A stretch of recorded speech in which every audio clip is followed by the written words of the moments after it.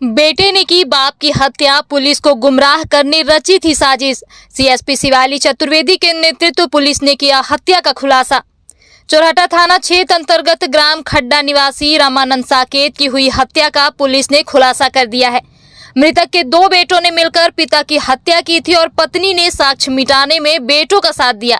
वहीं पुलिस को झूठी कहानी सुनाकर गुमराह करने का प्रयास किया, लेकिन पीएम रिपोर्ट आने के बाद पूरे मामले का खुलासा हो गया। सीएसपी शिवाली चतुर्वेदी ने बताया कि मृतक रामानंद शराब पीने का आदी था और रोजाना नशे में घर पहुंचकर झगड़े करता था।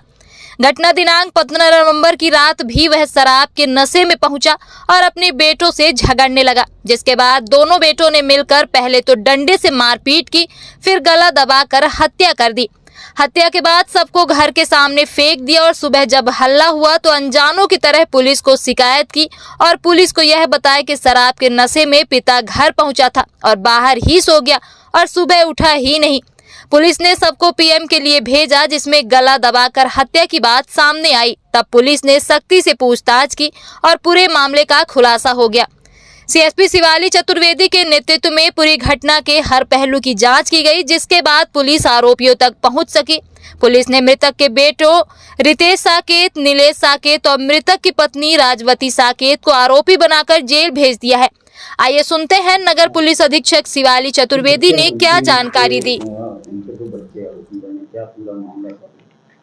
ये दिनांक 16/11 की बात है। तब थाने में सूचना प्राप्त हुई साकेत बस्ती ग्राम खट्टा थाना चोरहटा में कि एक व्यक्ति 50 वर्ष का जिसकी मृत्यु हो गई है और मृत हालत में पड़ा हुआ है।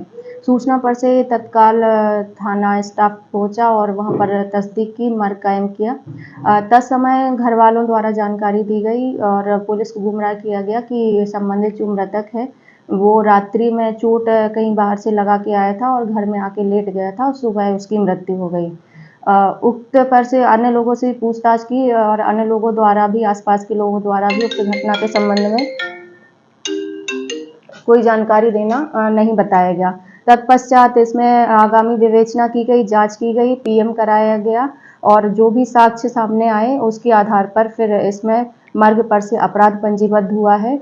और इसमें जो चीज़ें विवेचना के बाद सामने आई हैं उसमें सामने आया है कि संबंधित की मृत्यु गला दबाकर की गई है और उस पर प्रहार किया गया था, जिस पर से उसकी मृत्यु हुई है। तत्पश्चात उक्त साक्ष्यों के आधार पर जब घर वालों से सख्ती से पूछताछ की गई तो मृतक के 2 लड़कों ने और उसकी मां ने जुर्म करना कबूल किया। हत्या का मेन कारण घरेलू विवाद था। मृतक शराब का भी आदी था, जिस वजह से वो शराब पी के रात्रि में 15 तारीख को आया हुआ था घर पर और उसी पर से लेकर उसका लड़के से विवाद हुआ और लड़के को अपशब्द कहे तो दोनों में झूमा झटकी हो गई और फिर उसके लड़के ने, जो उसका मझला लड़का और छोटा लड़का था, दोनों ने ताव में आकर, गुस्से में आकर उस पर प्रहार किया और जब लकड़ी से उसको मारा तो उसकी मृत्यु न होने पर उसकी गला दबाकर हत्या की गई। ये घटना वही है कि लकड़ी के द्वारा, जो वहाँ रात्रि में ये लोग खाना खाने के लिए बैठे थे, उसके बाद फिर जब मृतक द्वारा अपने लड़कों को कुछ अपशब्द कहे गए तो लड़के को उस पर काफ़ी क्रोध आया और दोनों में झूमा झटकी हुई। बीच बचाव करने दूसरा लड़का भी आया, उससे भी झूमा झटकी हुई। फिर दोनों लड़कों ने मिलकर अपने पिता की हत्या कर दी और इसमें उनकी माँ के द्वारा भी इस चीज़ में साथ दिया गया और उसके बाद साक्ष्य भी छुपाए गए और पुलिस को गुमराह भी किया गया।